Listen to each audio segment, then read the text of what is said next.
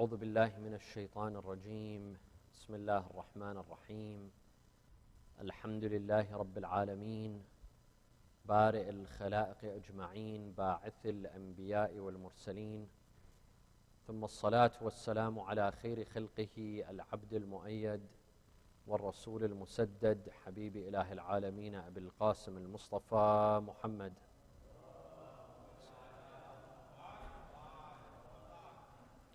وعلى أهل بيته الطيبين الطاهرين وصحابته المنتجبين. قال الله تعالى في كتابه الكريم: أعوذ بالله من الشيطان الرجيم. فاستجاب لهم ربهم أني لا أضيع عمل عامل منكم من ذكر أو أنثى بعضكم من بعض. صدق الله العلي العظيم. صلوا على محمد وآل محمد.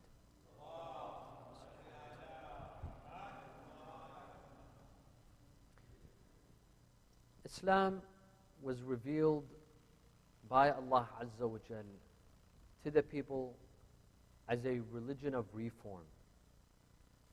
The purpose of Islam was to come and change the people, reform the people, make adjustments to the positive, improve people's lives.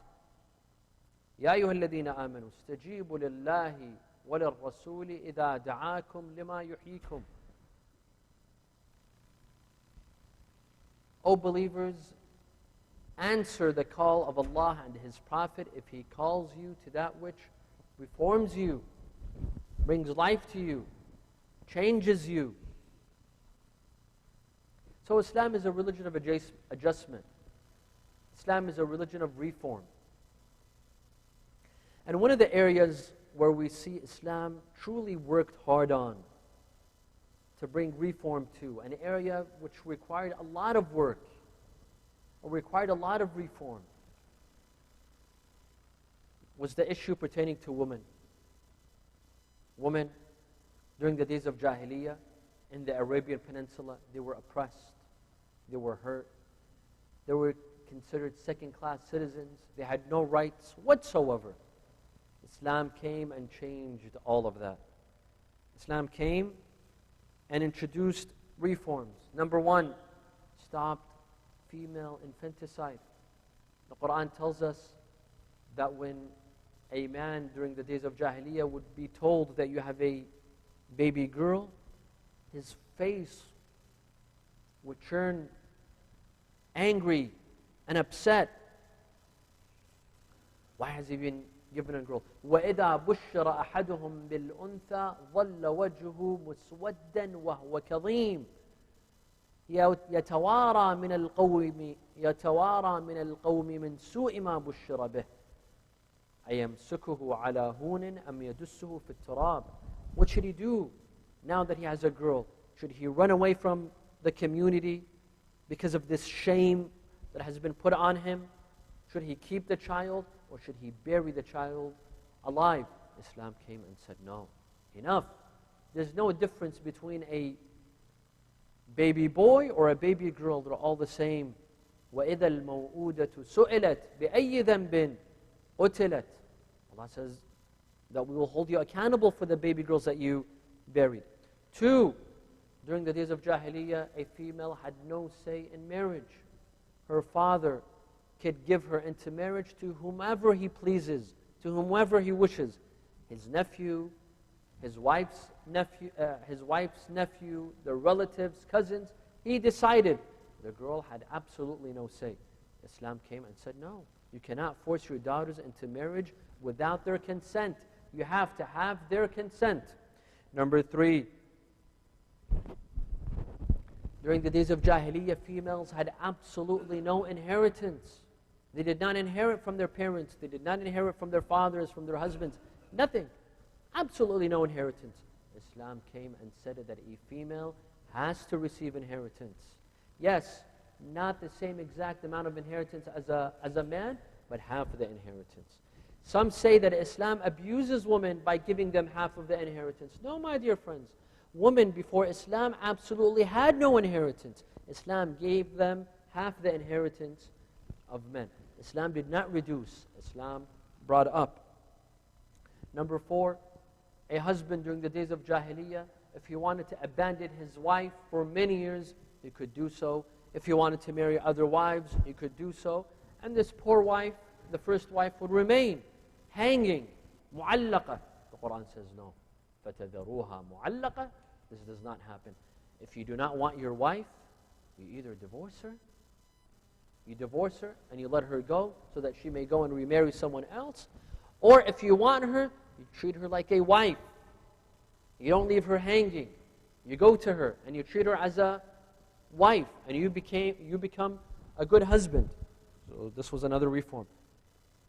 Among the reforms that Islam brought towards females is child custody. Women had absolutely no custody of a child. If the husband wanted to divorce or leave his wife, the child goes with him. No matter the age of the child, whether it's a boy or a girl, Islam says no. The mother has custody, just like a father has custody. Now, jurists are split. How long is the custody? Until the child is 2 years of age or 7 years of age? Does it make a difference between a boy or a girl? At the end of the day, Islam gave child custody to mothers, while that did not exist during the days of Jahiliyyah. Islam came and reduced polygamy. And this is another issue where Islam is attacked on. Some people say that Islam gave the right to men to marry 4 wives, up to 4 wives. No, my dear friends. Before the days of Islam, during the days of Jahiliyyah, men were marrying 10 and 20 and 30 wives. Islam came and reduced it to 4 and said you have to treat them equally. If you do not treat them equally, then only 1. This was a reform when it came to marriage.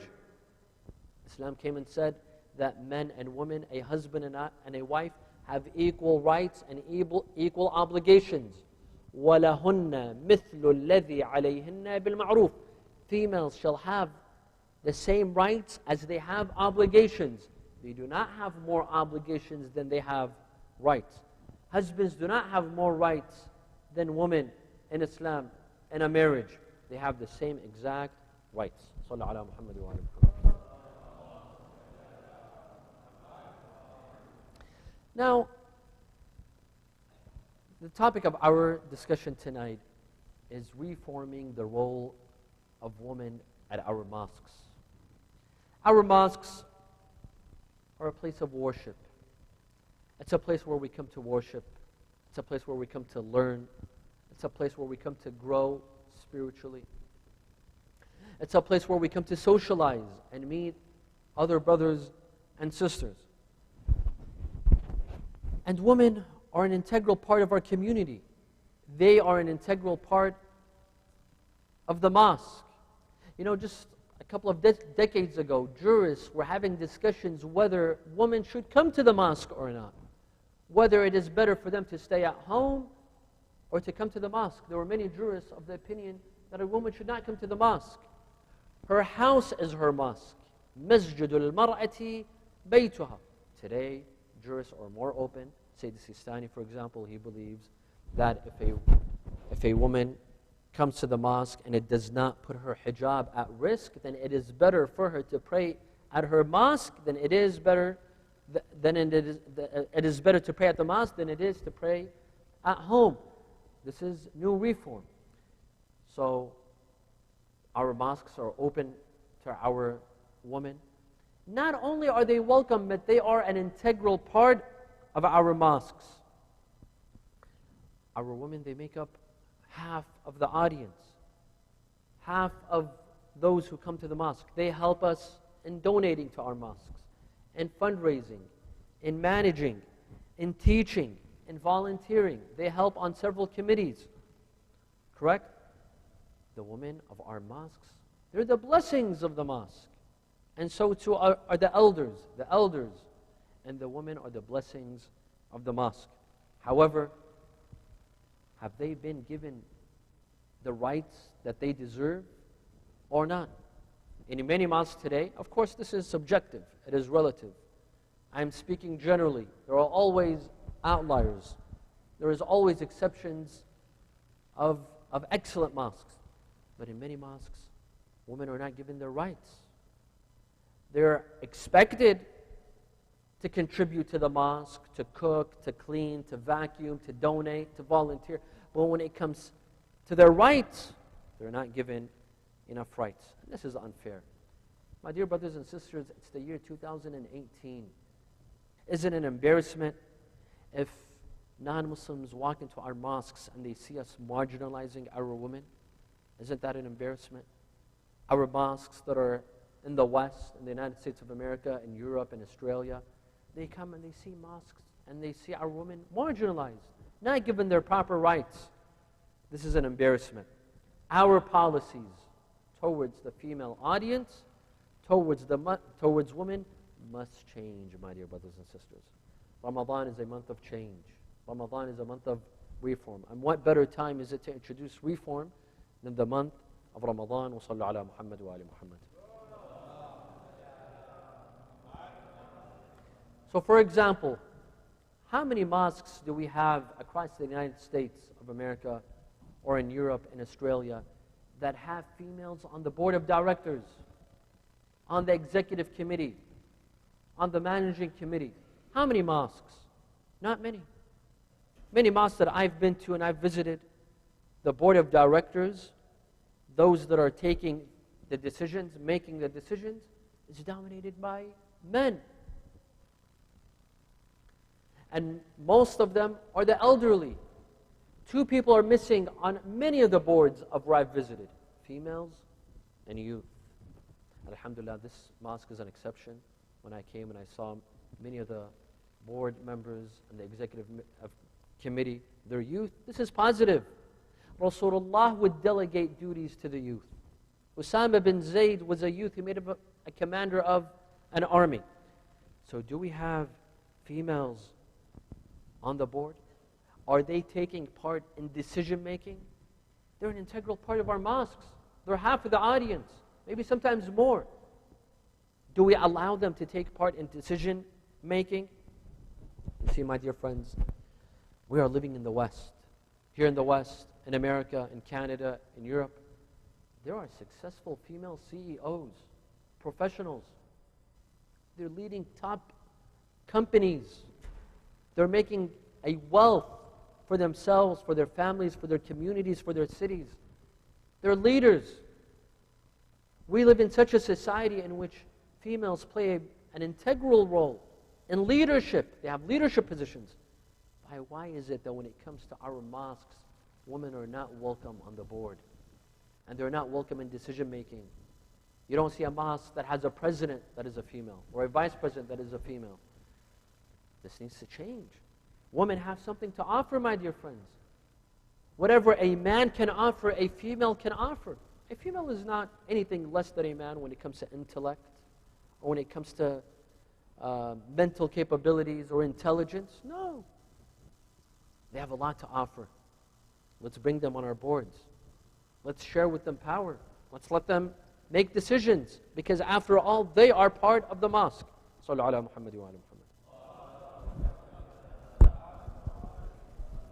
Another case, and I speak from experience, and again, I like to say as a disclaimer that I'm not targeting a specific community, not a specific mosque. No. I'm speaking very generally from my experience of traveling across the United States, across Europe, Australia, and New Zealand. This is what I've noticed. That at some mosques, they bring female speakers to speak. That happens sometimes during majalis, at conferences. When the female is brought to speak, she's given a topic. The topic is chosen for her. And what is that topic? Hijab. Sister, can you please give us a lecture on hijab? As if female speakers are not capable of talking about anything else other than hijab. Or parenting, for example. Why? Just like there are male scholars, there are female scholars. Just like when you invite male speakers to come in and speak and you don't restrict them to a specific topic, why do we restrict our female speakers and scholars when we ask them to speak at our events, at our mosque, at our conferences, talk about hijab and only hijab? Why? Give them a chance. Give them an opportunity. Some of them are scholars. I've seen some females in some communities, some of them are more knowledgeable than some men. That is possible. Just because she's a female, it doesn't mean that she knows less than a man. No, we have a lot of female scholars in our communities as well. Give them a chance, let them speak about the life of the Prophet, the lives of the Imams, akhlaq, spirituality, Islamic laws. They are very much capable of doing so. I have personally, in my academic life and in my life in the Hawza, I personally have benefited from the research of several female scholars in my lectures, in some of my books, in some of my papers. I've benefited from female scholars. I'll give you a couple of names. Although it doesn't mean that I agree with everything they say, but they have something to say, something positive, something scholarly. For example, Dr. Keisha Ali, in her book, Sexual Ethics in Islam. Dr. Amina Wadood, her book, Quran and Women. Dr. Ziba Mir Husseini, in her book, Gender and Islam. Dr. Amina Inlows, in her Hadith studies. Najah Bazzi from Dearborn. These are female scholars, speakers, that if you listen to them, you'll benefit. I'm not saying that everything that they say, and this goes even for male speakers, even myself, everything that I say, it has to be 100% correct. No, you might disagree. Some other scholar might listen to me and might disagree with the things that I say. Same thing applies to the female speakers. But it doesn't mean that we need to marginalize them and brush them off and say that they have nothing to offer. No. My dear friends, we need to celebrate the female speakers and scholars in our communities. We don't need to hide away from them. We don't need to shy away from them or hide them. Why? Let us celebrate our scholars, whether they are male or they are female. Look at Islam. Islam celebrates the female leaders that we have. Islam celebrates Sayyidah Khadija alayhi salam. Islam celebrates Sayyidah Fatima al-Zahra alayhi salam. Islam celebrates Sayyidah Zainab alayhi salam. These are female leaders that we have. The Quran speaks of Asiya bint Muzahim, the wife of Fir'aun. The Quran says that she is an example for all believers, not just female believers. وَضَرَبَ اللَّهُ مَثَلًا لِلَّذِينَ آمَنُوا امْرَأَةُ فِرْعَوْنَ. Allah doesn't say that the wife of Fir'aun is a role model for females and women. No, she's a role model for all believers, men and women. Islam celebrates such leaders. Rasulullah sallallahu alayhi wa sallam, he said regarding Sayyidah Khadija alayhi salam, ما قام الإسلام إلا بسيف علي وما لخديجة. Islam did not spread other than two things. For two things. The wealth of Ali ibn Abi Talib, the sword of Ali ibn Abi Talib and the wealth of Khadija. Regarding Fatima al-Zahra alayhi salam, he said, إِنَّ اللَّهَ يَرْضَى لِرِضَى فَاطِمَةِ وَيَغْضِبُ لِغَضَبِهَا. Allah is angered to the anger of Fatima and He's satisfied to the satisfaction of Fatima. This is a celebration of these women. Imam Zayn al-Abidin alayhi salam, regarding Sayyidah Zainab, he says, Wallahi ya amma, inti alimatun ghayru mu'allama. I swear, my dear aunt, that you're a scholar that has not been taught, that has not gone to a school. This is a celebration of these female scholars, these female leaders.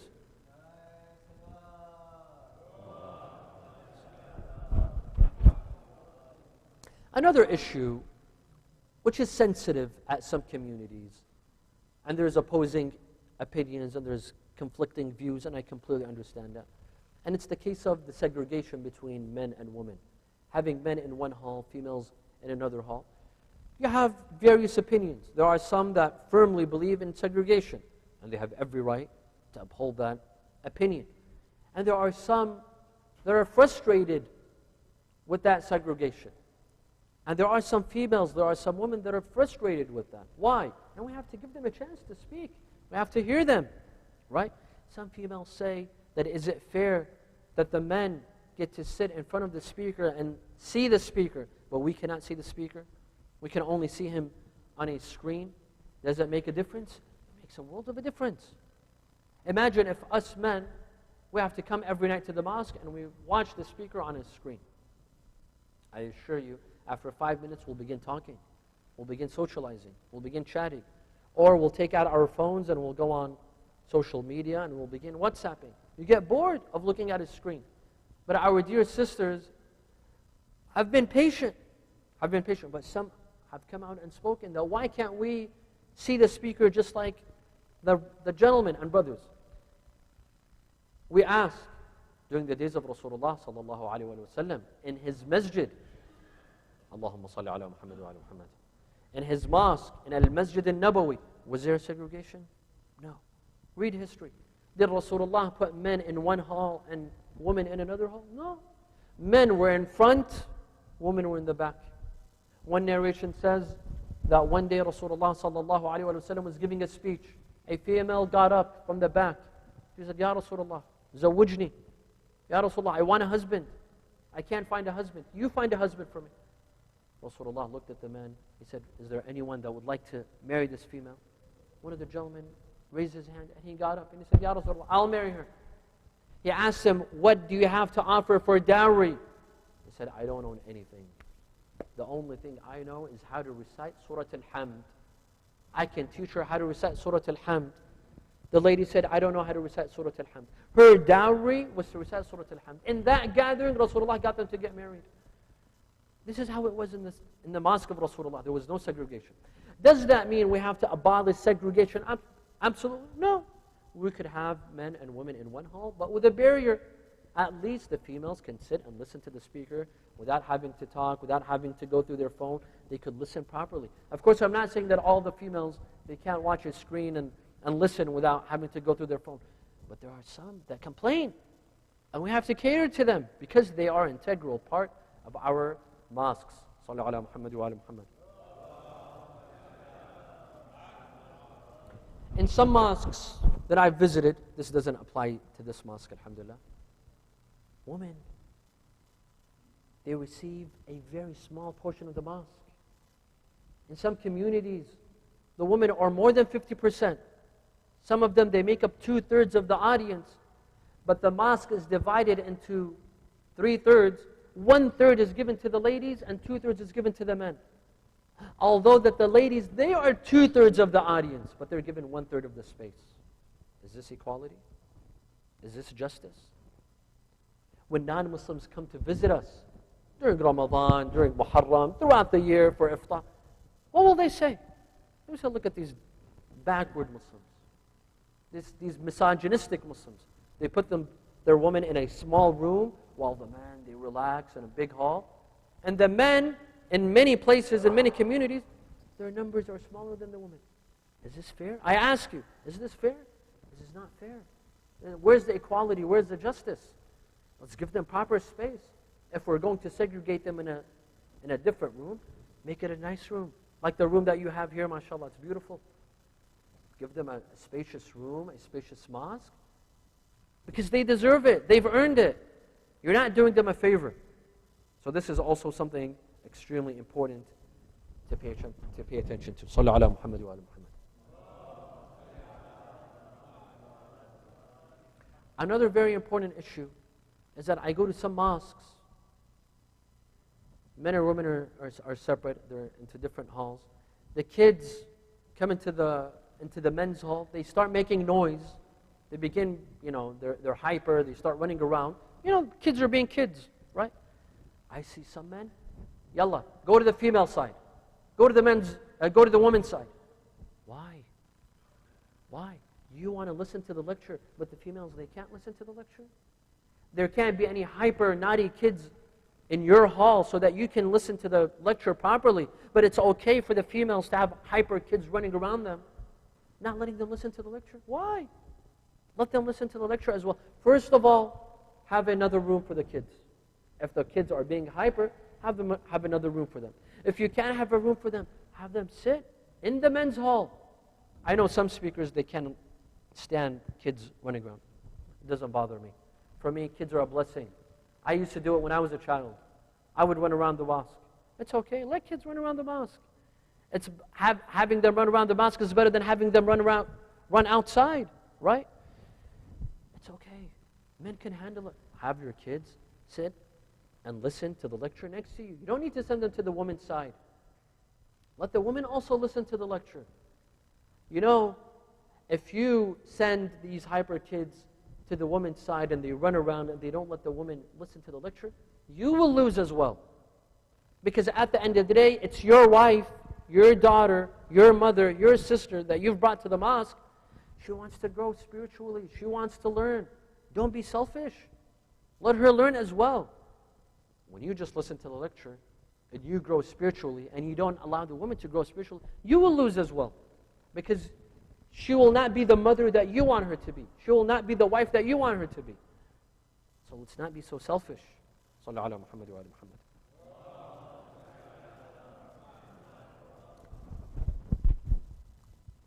And some mosques I see, there's a room dedicated to mothers with infants. If you're a mother with a child, you have to leave. If your child makes some noise, there's a room dedicated for you to go and sit, and another room for mothers with infants. I haven't been to a single mosque where there's a room of fathers with infants. It's always mothers with infants. Why can't we have a room of fathers with infants? Why is it that this poor mother that's with the child 24 hours a day, she's taking care of him, she's pampering him, she's changing his diapers or her diapers. Now that she comes to the mosque, she wants to listen to a lecture, she has to leave, she has to go to another room that's also full of infant kids, and she's expected to listen to the lecture from there. Some say, but Maulana, there's a screen. She can watch the lecture on a screen. Yes, there is a screen, but there's also another 20 kids. There's also another 20 infants crying and yelling and shouting. How is she expected to listen to a lecture? So either have a room for fathers with infants as well, or parents with infants. You might say the Sayyid is such a feminist. I am a feminist. Proudly so. Because Islam is a feminist religion. Islam comes and says the rights that you give to men, you should also give to women. Sallu ala Muhammad wa ala Muhammad.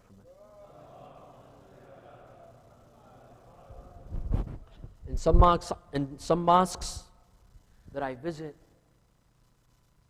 there's an entrance, the beautiful entrance, the front entrance. That's designated for the men. The men come from the front entrance, the beautiful entrance. Well, as for the ladies, they have a side entrance from the back. It's dark. Sometimes the light is not working. It's messy. There's chairs in the... Why? Why would you do that? Why would some of our mosques do that? Have the same entrance for both genders, or two entrances, but two nice entrances. You see, my dear friends, today we're not living in Iraq or Iran or Lebanon or Africa or Pakistan. No. We're living in the U.S. Our mosques are open for everyone. We have to lead our mosques in a way, if one non-Muslim were to come and to see our mosque, he'd be proud of our Islam. We shouldn't do anything at our mosques that would disrespect Islam and would demean our women. It's a shame if someone were to come to our mosques and say, look at Muslims, look at how they treat their women. Look at how they disrespect their women. Look at the side entrance that they have. Look at their hall. Look at the kids running around in the women's hall. This is a shame. We'll be destroying the image of Islam if such a thing happens. Let our mosques resemble our Islam, not our culture. You know, some people, they might come from a culture, maybe from the Middle East. They're used to disrespecting women. I don't mean any specific culture, but there might.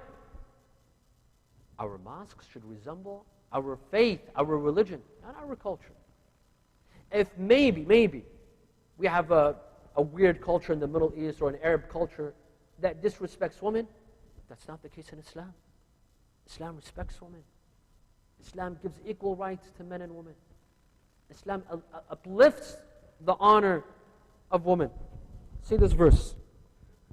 إن المسلمين والمسلمات والمؤمنين والمؤمنات والقانتين والقانتات والصادقين والصادقات.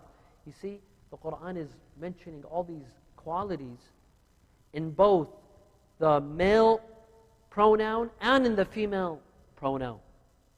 Allah is speaking to both men and women.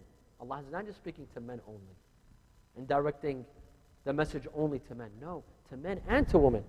والصادقين والصادقات والصابرين والصابرات والخاشعين والخاشعات والمتصدقين والمتصدقات والصائمين والصائمات والحافظين فروجهم والحافظات والذاكرين الله كثيرا والذاكرات أعد الله لهم مغفرة وأجرا عظيما. All these qualities that we mentioned, Allah says that they will be forgiven.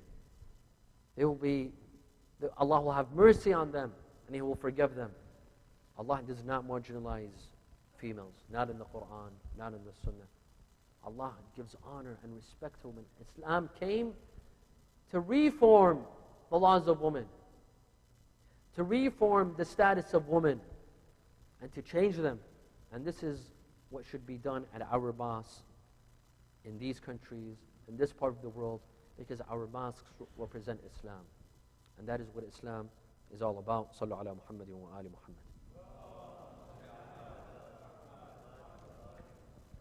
نسألك اللهم وندعوك باسمك العلي الأعظم الأعز الأجل الأكرم يا الله. اللهم إني أسألك أن تجعل فيما تقضي وتقدر من الأمر المحتوم في الأمر الحكيم، من القضاء الذي لا يرد ولا يبدل، أن تكتبنا من حجاج بيتك الحرام المبرور حجهم، المشكور سعيهم، المغفور ذنوبهم، المكفر عنهم سيئاتهم، وأن تجعل فيما تقضي وتقدر أن تطيل عمري في خير وعافية، وتوسع في رزقي، وتجعلني ممن تنتصر به لدينك ولا تستبدل بي غيري. أعوذ بجلال وجهك الكريم أن ينقضي عني شهر رمضان أو يطلع الفجر من ليلتي هذه ولك قبلي تبعة أو ذنب تعذبني عليه. ولأرواح المؤمنين والمؤمنات الفاتحة مع الصلوات.